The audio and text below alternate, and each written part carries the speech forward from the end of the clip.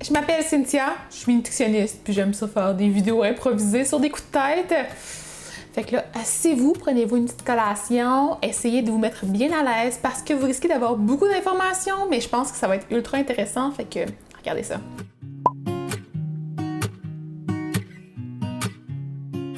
Je m'étais fait une longue liste avec des inspirations et dans ma liste, j'avais cette vidéo-là qui montre en fait une femme qui a essayé de remettre à niveau son corps en suivant ses signaux de faim et de satiété et à ce moment-là, elle s'est mise à manger environ 5000 calories par jour pendant un mois. Puis dans sa vidéo, elle montre qu'est-ce qui s'est passé.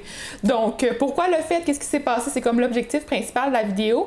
Et cette femme-là s'appelle Stephanie Buttermore. Et indirectement, c'est aussi un sujet qui touche de très proche au sujet de mon livre qui s'en vient très bientôt. Et je voulais en profiter pour vous faire un autre petit teaser. Si vous aimez le sujet de la vidéo, je vous suggère fortement d'aller vous abonner à mon infolettre. Le lien est dans la barre d'infos en bas. Et là, vous allez pouvoir être informé dès que le livre va être sorti officiellement, que vous allez pouvoir l'acheter. Et j'ai plein de petits projets aussi qui se trament, fait que je vais vous en parler là-bas en premier. J'ai partagé la vidéo sous forme de 10 points. Donc souvent les points positifs, il y a peut-être des petsie points à la fin qui sont un peu plus négatifs. Dans sa vidéo, Stéphanie va parler justement de son apport alimentaire et de son expérience par rapport aux diètes. Elle va pas vraiment nécessairement expliquer sa situation de long en large. Donc moi j'ai fait des recherches plus loin pour en savoir un peu plus sur elle. Donc comme je vous ai dit, elle s'appelle Stephanie Buttermore. Elle a un doctorat en sciences biomédicales, pathologie et biologie cellulaire de l'Université de la Floride du Sud et elle est spécialisée dans la recherche sur le cancer ovarien. J'ai aussi tiré une citation de son site web sur laquelle elle disait qu'elle a mis ses nombreuses années d'expérience en lecture et en rédaction de littérature scientifique au service de la compréhension des principes fondamentaux de la science de l'exercice. Donc, c'est une personne qui a quand même une base, donc un background en sciences, donc elle partage des études aussi dans sa vidéo. Je trouve que c'est aussi très bien bâti comme vidéo, donc je vous suggère fortement de regarder la version longue. On va en parler un petit peu aujourd'hui, vous allez pouvoir voir les différents points, puis je pense que son avis est vraiment intéressant. Ça porte à la réflexion, donc moi j'ai appris beaucoup en regardant la vidéo aussi, et j'ai été lire les études qui ont été mentionnées dans sa vidéo aussi, puis je pense que ça vaudrait la peine que je vous fasse une vidéo juste sur ça. Donc si ça vous tente, n'oubliez pas de mettre un petit pouce en l'air pour m'encourager et je pourrais me lancer là-dedans aussi. Pour vous donner un peu plus d'informations par rapport à cette femme-là, elle a aussi 740 000 abonnés sur YouTube et 358 abonnés sur Instagram. Elle a fait de la compétition de bikini à partir de 2014 et j'ai vu aussi dans d'autres vidéos qu'elle a faites qu'elle s'entraînait en powerlifting pendant un bout comme moi j'ai fait que je trouve ça super le fun. Je sais pas pourquoi, est-ce que je la connaissais pas, mais drôlement, je connaissais son copain qui s'appelle Jeff Nippard et il y a environ 1,4 million d'abonnés sur YouTube et 366 000 abonnés sur Instagram. Si vous passez sur sa chaîne, vous allez pouvoir trouver des vidéos de différents types de sujets. Je vous avoue que je suis pas à l'aise avec tout ce qu'elle aborde. Il y a plein de petites facettes que je me dis, c'est un petit peu dangereux. Hein? Il y a beaucoup de trucs de fitness avec des cheat meals, des trucs par rapport à des vacuums au niveau du ventre pour pouvoir réussir à avoir un ventre plus petit. Donc c'est vraiment ce bout-là, je l'aime un petit peu moins, pour être franche. Par contre, il y a des invités sur sa chaîne, puis elle va parler, par exemple, de sujets comme l'aménorrhée, qui est en lien avec le fait qu'elle a une diète trop restrictive. Donc, l'aménorrhée, ça veut dire qu'on a perdu nos menstruations. Fait que ça, c'est super intéressant. Il y a des médecins qui sont invités, puis elle va discuter des sujets d'une façon beaucoup plus scientifique, et vous allez pouvoir en apprendre quand même beaucoup à ce niveau-là. Puis je pense que c'est plutôt fiable pour ces trucs-là, mais je vous dirais que, grosso modo, il y a quand même beaucoup de terrains glissants qui sont abordés, et je suis pas certaine à 100% de la validité des informations qui sont partagées. Dans l'introduction de sa vidéo, elle mentionnait qu'elle avait un problème parce que à force de faire des diètes yo-yo pour les compétitions, donc les compétitions de bikini dans le fond, l'objectif souvent c'est de prendre de la masse musculaire et on prend aussi de la masse graisseuse. Ensuite on va faire une phase de coupe où on va réduire l'apport calorique, on va éventuellement perdre du gras, perdre un petit peu de muscle aussi et on va s'assécher d'une manière un petit peu dangereuse, je vous dirais, souvent très très extrême. Et à ce moment-là, ça l'a comme un petit peu biaisé ses signaux de faim et de satiété. Ça l'a fait en sorte qu'elle a développé une faim extrême. Au début de la vidéo, elle est tout de suite allée chercher mon attention en disant qu'elle avait froid tout le temps, qu'elle avait moins d'énergie, qu'elle avait de la difficulté à s'entraîner, à être aussi forte au gym. Puis elle disait aussi qu'elle souffrait d'une faim extrême. Et ça m'a comme un petit peu attirée, intriguée. Puis à ce moment-là, elle complète le tout en disant qu'elle est prête à y aller all-in. donc faire le tout pour le tout. Puis là, ben moi je me suis dit, qu'est-ce qu'elle va faire? Fait que là, on est intrigués, on a envie de regarder la suite. Je pense que Stéphanie est aussi connue pour quelque chose qu'elle fait sur sa chaîne vraiment très souvent et c'est les cheat days. Si vous ne comprenez pas vraiment le concept de tout ça, c'est souvent quelque chose qui est fait dans la communauté de gens qui font des compétitions de bikini et pendant une journée, donc 24 heures, ils vont manger tout ce qu'ils veulent. Et là, à ce moment-là, je vous dirais que c'est même pas juste pas calculer leurs apports alimentaires, c'est vraiment d'aller vers de la malbouffe, des aliments très gras dans des portions vraiment disproportionnées. C'est limite des binges alimentaires, donc de l'hyperphagie boulimique, je vous dirais, sans compensation, donc il n'y aura pas de vomissement ou ben, peut-être, là, on le sait pas vraiment, mais techniquement, il n'est pas supposé en avoir. Et Stéphanie est une grande fan de cette pratique-là. Elle dit, par contre, dans une autre vidéo, que c'est pas ça qui l'a entraîné à avoir une faim qui était extrême. I want to make it like really clear. Cheat days are not the reason that I'm in the position that I'm in now, where I have this extreme hunger because I was putting myself in this severe caloric deficit just to have these cheat days. Par contre, à mon avis, je vous dirais que je suis pas mal certaine que ça a contribué grandement à faire en sorte qu'elle a de la difficulté à ressentir les signaux que son corps lui envoie, éventuellement en mangeant d'aussi grandes quantités de nourriture. Donc, à un moment, elle va manger jusqu'à 10 000 calories dans une journée et imaginez-vous, quand même, 10 000 calories, c'est beaucoup de bouffe. Tu sais, elle va prendre, par exemple, une boîte de beignes et manger toutes les beignes dans la boîte, donc une douzaine de beignes qui sont pas des beignes légers, là, c'est quelque chose d'assez dense. Beaucoup de fast-food, beaucoup de bonbons, beaucoup de... En tout cas, elle a une page Instagram dédiée aussi à ça. Donc, c'est quelque chose qu'elle aime vraiment beaucoup faire. Elle dit que ça l'aide à justement réduire les pulsions alimentaires, mais je vous dirais qu'au contraire, moi j'ai l'impression que ça augmente le risque d'avoir de l'hyperphagie boulimique et de la boulimie éventuellement. Et les troubles alimentaires aussi, c'est très dangereux aussi d'en donner aux gens qui regardent la vidéo. Donc moi, personnellement, quand je regarde une vidéo du genre, j'ai juste envie de manger de la malbouffe puis de faire comme elle. Mais c'est clair que tu te sens pas physiquement super bien après avoir fait une journée comme ça. Donc ça, je suis vraiment mal à l'aise avec ça, mais je pourrais vous en parler dans une vidéo plus complète à ce sujet-là si ça vous intéresse. Elle va aussi aborder dans cette vidéo-là le spectre de l'orthorexie, qui est en fait quelque chose de vraiment très commun dans cette communauté-là de gens qui font du bodybuilding et des compétitions. Because I think that everybody, maybe not everybody, but a lot of people in fitness are on this spectrum of orthorexia. I think my, clean eating is the reason that I'm here. I put myself through cycles of being in caloric deficits or in building phases and then back in a caloric deficit to do a cut or something like that. En bref, l'orthorexie, ça veut dire de vouloir trop contrôler notre alimentation, de développer une espèce d'obsession par rapport aux aliments, de tout le temps vouloir manger clean, donc du clean eating. Et souvent, ça fait en sorte que les gens vont manger clean eating, cheat day, clean eating, cheat day, et éventuellement faire un pot yo-yo avec leur poids, avec leur phase de lean bulk et leur phase de... En tout cas, ça devient vraiment super compliqué au niveau du métabolisme et au niveau des hormones. Donc, ils vont vraiment augmenter leur risque de gagner de la masse adipeuse et éventuellement augmenter le risque d'avoir une faim extrême. Et ça, c'est clairement aussi un facteur qui a entraîné le développement de ce trouble-là chez Stéphanie. Finalement, pour l'introduction, dans une autre vidéo que j'ai regardée, elle mentionnait que son appétit est comblé à 50 à 60%. Donc, elle pourrait manger presque la moitié plus d'aliments dans sa journée, mais elle se force toujours à manger moins. Donc, consciemment, elle a vraiment une espèce d'obsession à se dire « OK, il faut que je mange tant de calories », alors que son corps lui dirait d'en manger plus.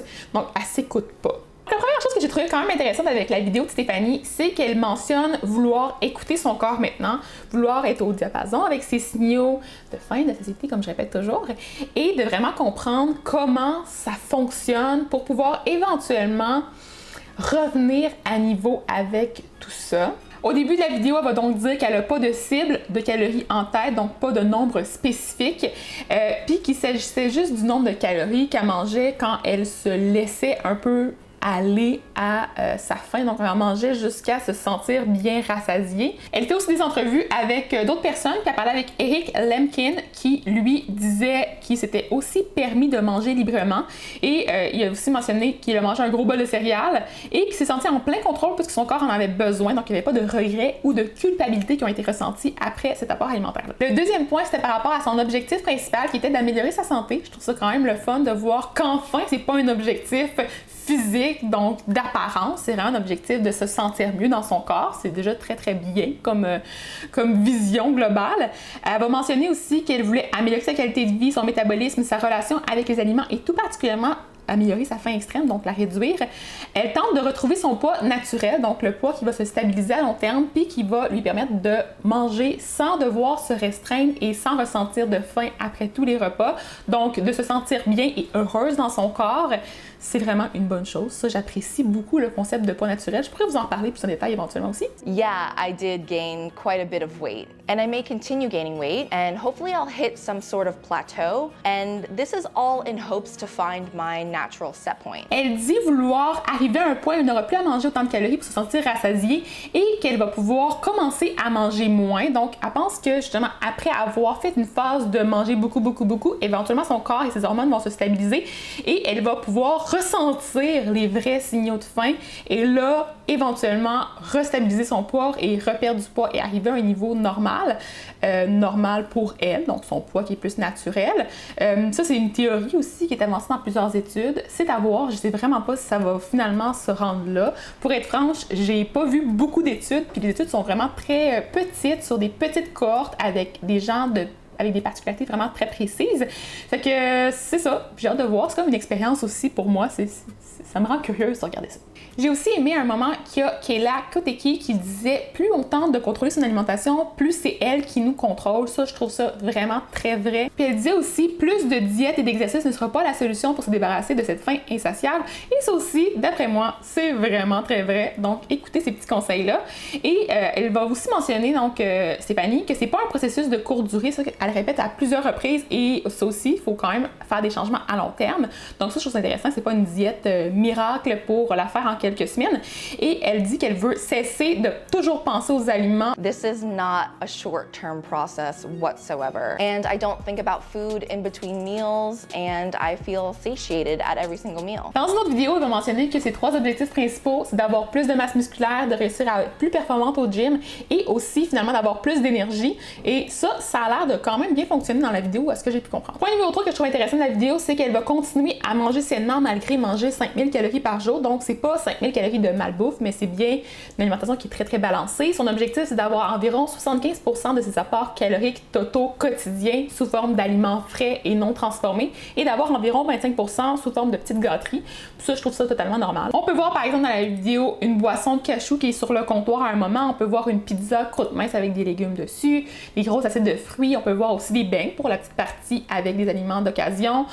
Elle va affirmer aussi écouter ses envies de manger sans restriction ni pression, un peu comme un enfant, donc revenir à la base, à l'essentiel. Elle dit manger des aliments qui lui permettent de se sentir à son meilleur sans limite. Donc on peut voir les images qui passent en arrière, c'est par exemple des patates douces, du gruau, de la poudre de protéines et des Oreos, donc il y a une belle variété. Point numéro 4 que j'ai aussi apprécié, c'est le fait qu'elle va tenir un journal quotidien pour noter par exemple ses états d'esprit, sa faim, son niveau d'énergie.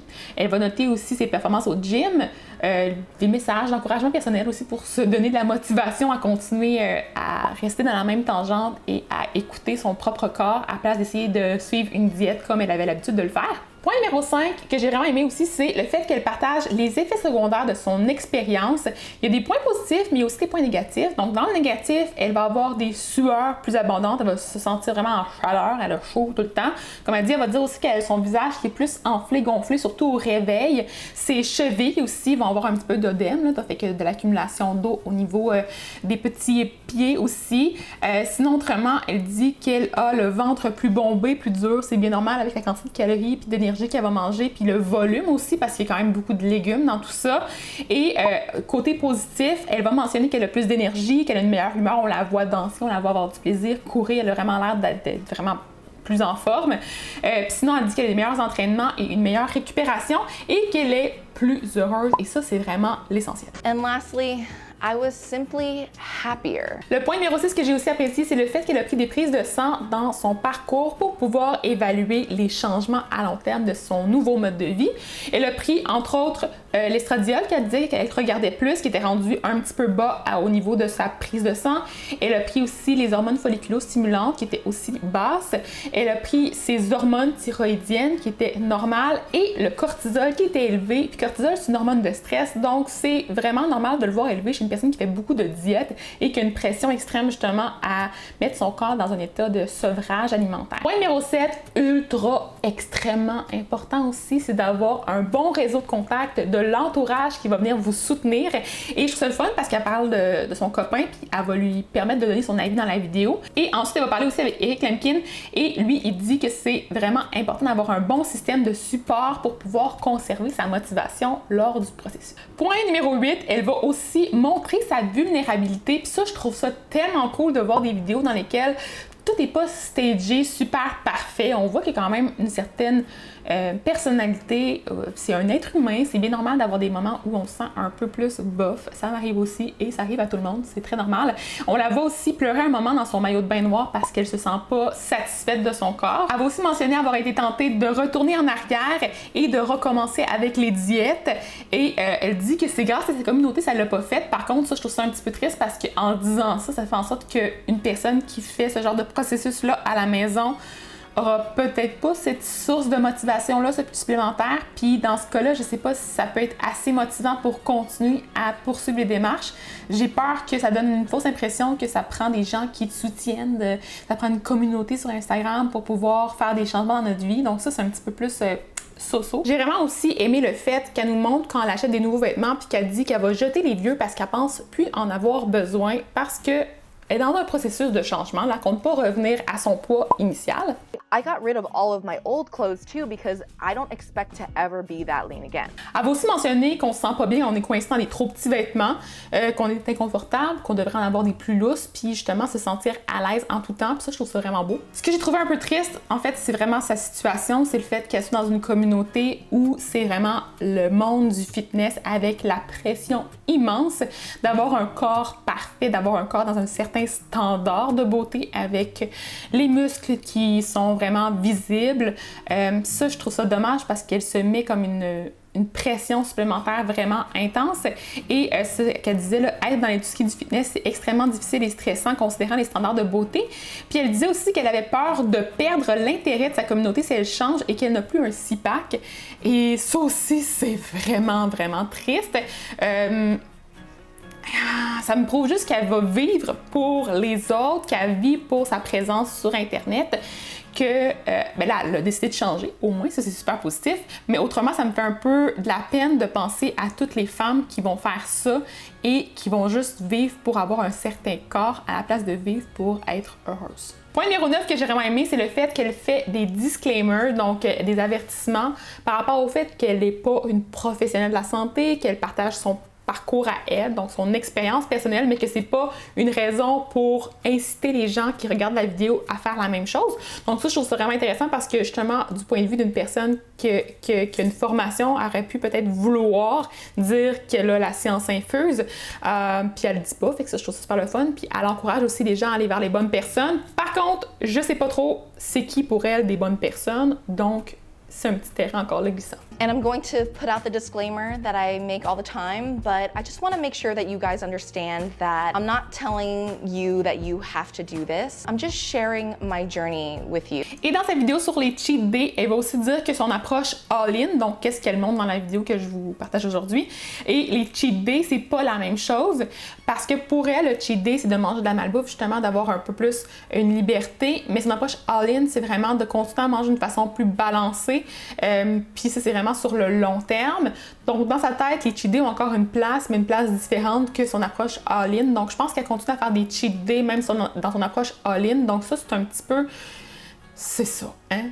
Mais c'est ça. On en parlera plus tard des cheat days, parce que c'est pas tellement ma tasse d'été. Maintenant, le point numéro 10, qui est le dernier, je l'ai séparé en deux petites facettes. Premièrement, Pourquoi est-ce qu'elle a décidé de se peser à tous les jours? Je sais pas trop, parce que dans ma tête à moi, ça va la rendre obsédée par rapport à son poids, obsédée par rapport à son apparence. Je pense qu'elle aurait dû déconnecter de ça, juste pas prendre les données, puis ou demander à quelqu'un d'autre de les prendre. Comme ça, au moins, si elle veut avoir l'aspect scientifique, quelqu'un pourra faire l'analyse de ça, mais ça va pas lui jouer dans la tête. Donc moi, c'est mon avis là-dessus. Donc à un point, elle va mentionner que sa prise de poids ne sera pas linéaire et qu'elle tente de trouver un moyen de séparer son apparence versus le nombre qu'elle va voir sur la balance à chaque jour, considérant à ce moment-là qu'il s'agit seulement d'une donnée scientifique. Et dans ma tête à moi, pour une personne qui a eu des antécédents de troubles alimentaires et de diète très stricte, c'est quasiment impossible de séparer l'aspect personnel de l'aspect scientifique. Donc, c'est clair que ça va vraiment lui peser sur la conscience de voir le nombre grossir. Puis, c'est pas une bonne chose. Et à la fin aussi de la vidéo, elle va mentionner qu'elle va arrêter de calculer ses calories à tous les jours. Donc, ça, c'est un point positif. Mais elle continue de mentionner qu'éventuellement, elle va refaire des espèces de petites analyses ponctuelles pour revoir si ses calories ont fini par baisser au quotidien, parce que son objectif, c'est vraiment de manger à peu près 5000 calories au début, puis après ça, de réduire jusqu'à une quantité plus typique pour une femme de sa taille. Fait que c'est ça, je trouve qu'elle devrait juste arrêter d'y penser, quitte à aller voir une autre personne qui pourra analyser tout ça pour elle. Elle aura pu à y penser, ça va juste être déconnectée de sa tête et elle va pouvoir juste penser à manger en pleine conscience. Donc c'est tout pour la vidéo, j'espère que ça vous a intéressé. Je sais que ça a été peut-être un petit peu long et un petit peu intense en information, mais il y a beaucoup de petits points que je voulais aborder et que je vais pouvoir réaborder dans d'autres vidéos, ça c'est clair. Comme je l'ai dit dans l'intro, c'est un sujet que j'ai vraiment étudié beaucoup pour mon livre. Donc si ça vous tente d'avoir plus d'informations à ce sujet-là, ben abonnez-vous à mon infolette et abonnez-vous à ma chaîne aussi, parce que je vais faire le dévoilement officiel bientôt du sujet du livre. Puis c'est ça, donc restez à l'affût pour la suite. Il y a encore plein d'autres projets de ce style-là qui s'en viennent. Je pourrais faire des analyses de cheat day, des analyses de une journée dans mon assiette de jeûne dans le fitness. J'ai plein d'autres diètes aussi à analyser avec les combinaisons alimentaires par exemple. Il y en a beaucoup, il y en a beaucoup. Fait que mettez-moi vos suggestions dans les commentaires, mettez un petit like à la vidéo et on va se revoir prochainement. Bye!